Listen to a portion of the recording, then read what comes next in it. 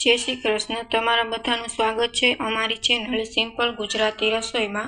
तो आज आपणे बनाववानी छे घऊना लोटनी फरसी पूरी। तो फरसी पूरी बनाववा माटे सौथी पहेला अहीं मैं 2 बाउल जेटलो घऊनो लोट लई लीधो छे, जे नॉर्मली आपणे रोटली बनावता होईए छीए ते। मेंदा के रवा वगरनी आज आपणे फरसी पूरी बनाववानी छे घऊना लोटनी।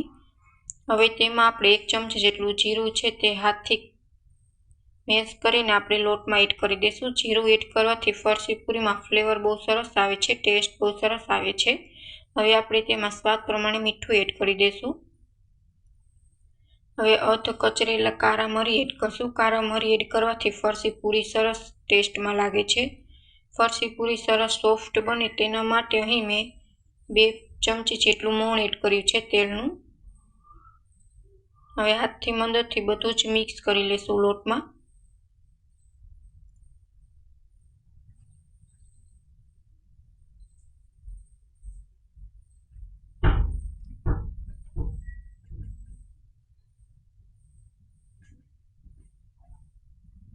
તમે જોઈ શકો છો આટલું મોણ મેં એડ કર્યું છે લોટમાં કે આસાનીથી લોટની મુઠ્ઠી વળી જાય છે।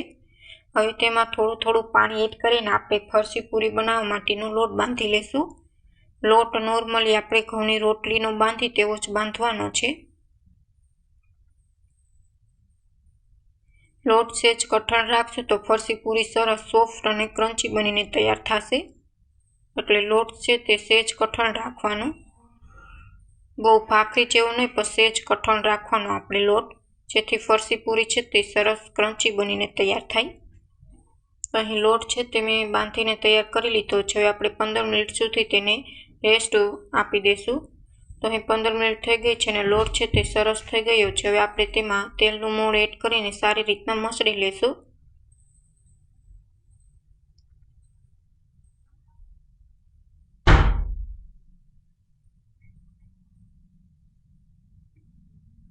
તો મેં લોટ છે તે સારી રીતના મસળી લીધો છે। હવે લોટના આપણે મોટા મોટા લોઈ બનાવી લેશું। એક હારે ઝડપથી ફરસી પૂરી વણાઈ જાય તેવી ટ્રીક સાથે આજે આપણે ફરસી પૂરી વણવાની છે। તહેવારમાં તમે ફરસી પૂરી બનાવશો તો ઓછામાં ઓછું 15 દિવસ સુધી તમારી ફરસી પૂરી સરસ કડક અને સોફ્ટ રહેશે અને બગડશે પણ નહીં, ખોરા જેવી પણ નહીં થાય।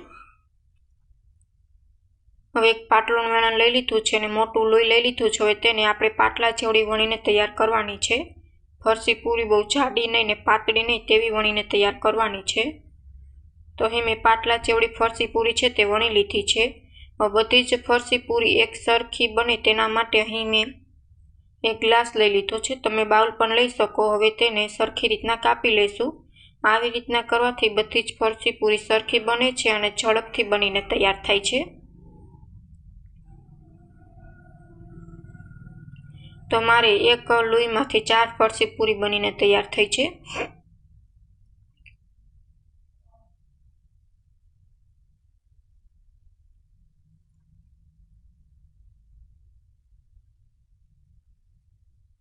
હવે જોઈ શકો છો ફરસી પૂરી બનીને તૈયાર છે।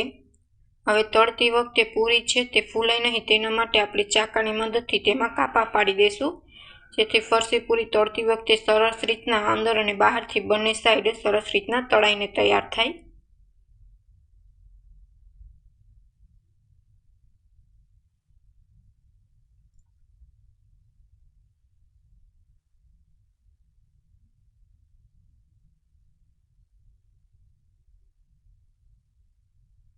તો બધી જ ફરસી પૂરી આપણે આવી રીતના તૈયાર કરી લઈશું।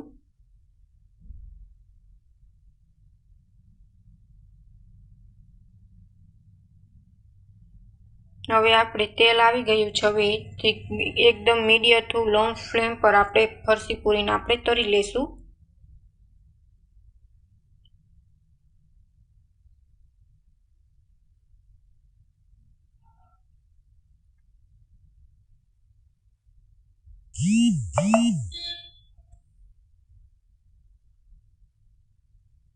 તો એક એક કરીને તેલમાં ફરસી પૂરી છે તે એડ કરી દઈશું આપણે।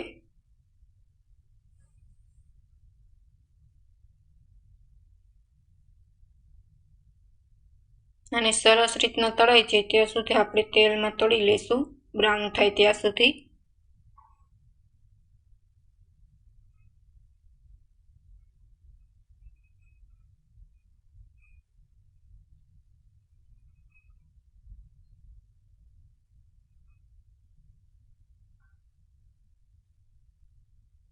જો તમને અમારી રેસીપી ગમે તો ચેનલને લાઈક કરજો, શેર કરજો અને સબસ્ક્રાઈબ કરજો અને કમેન્ટમાં જરૂર કમેન્ટ કરજો કે તમને અમારી રેસીપી કેવી લાગી। તો બધી જ ફરસી પૂરી આપણે બંને સાઈડ સરસ રીતના પલટાવીને તળી લીધી છે। હવે આપણે લઈ લેશું અને બાકી વધેલી ફરસી પૂરીને પણ આપણે આવી જ રીતના તળીને તૈયાર કરી લઈશું।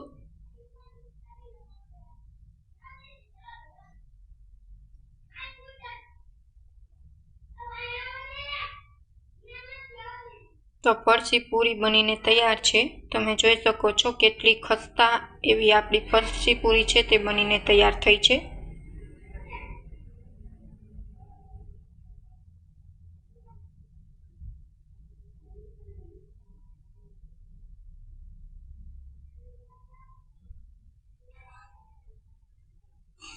એકદમ અંદરથી સોફ્ટ અને બહારથી ક્રન્ચી એવી ફરસી પૂરી છે તે બનીને તૈયાર છે।